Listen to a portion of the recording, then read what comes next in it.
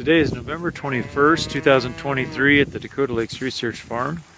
I'm standing out in one of our fields that was winter wheat last year. We planted a cover crop into it. We swathed it this fall, had some regrowth on the cover crop, and now our steers are swath grazing this cover crop as well as a cornfield just across the road. They have access to both at the same time.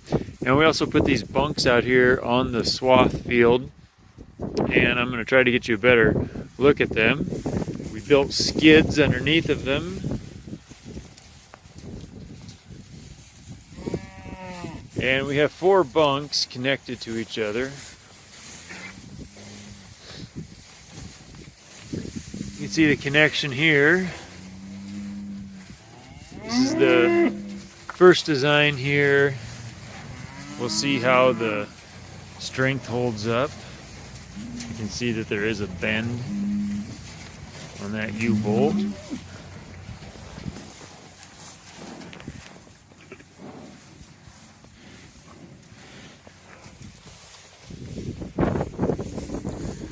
The first bunk in line is connected to the irrigator. And so when we move the irrigator ahead, the bunks pull ahead with it. That way these bunks don't stay in one place all winter long. They're moving every day, 60 feet every day, so the cattle won't tear up the ground around these bunks.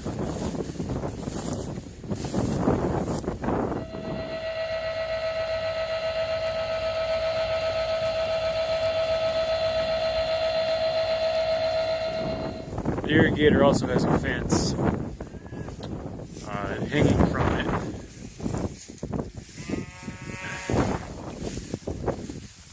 So that way we can ration out these swaths 60 feet at a time. You can see here just a normal poly wire post with a weight on the bottom of it, 2 wires running through it, and just a rope tying that post to the top of the irrigator. When we move the irrigator every day, the first thing that the steers go after is to graze the regrowth. They prefer that to the swaths that are lying on the ground, but after that they start working on the swaths too. We are trying to put weight on these calves, and so we're not forcing them to clean the swaths up entirely. So we still have some swath residue on the ground. If these were dry cows and we were less concerned about weight gain, we might force them to clean it up a little better. But I wanted to show you the ground behind the bunk. So this is where the bunks have been this past week.